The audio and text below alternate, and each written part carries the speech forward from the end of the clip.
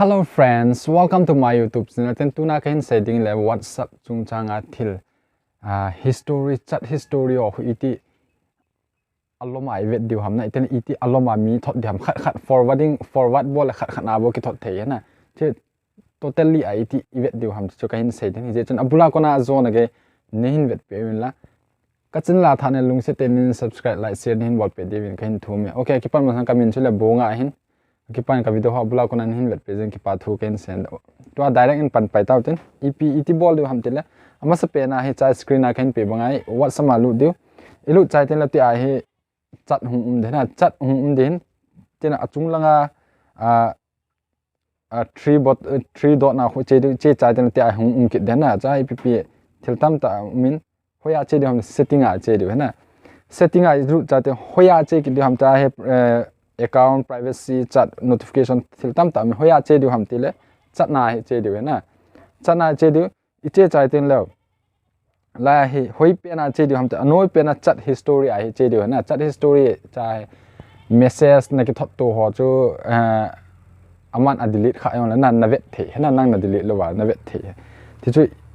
iten le hoya che di ham ti le chlai chu chat history me chai ten le export chat ki ti kin hin iten la khan he achieve all chat ki ti hin hoya che di ham ti le export chat na he che di che chai ten le ti ai hung the choose chat ki ti hin choose chat ai hoi koi number koi message na vet nom ham na che het na phata hai koi message na vet nom ham example la ya he ke ken cha he kaloi pa sing som bu sum ta re ke ti cha ka vet ding ka vet chai ten le kami ten without media min chai het ding kha without media ti le lim ho video ho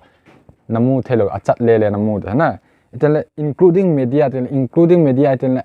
a video photo episode se chu ahin thot to hon ho jo se chu namu conversation na namu de chai can including media kati chai ten ti ai hung den share ta bang achang changa automatic hung den chai hoya share du ham de WhatsApp ma share ki du hana koi ko ma share du ham de example na dei pen ko ma nan loi ho ko ma na ga share the na share chu na loi hon vet thei de lo den nang bo na vet thei de na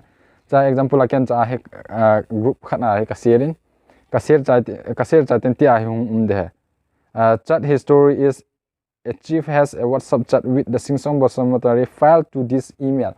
file la de tai na che koim chan vet thelo ne file la de tai che send kame de kame chai ten le iti dham ti la cha he txt ki tin a file min chu txt in tin WhatsApp chat with singsong bosomatari ki ti cha de 2.3 kb hobo है ना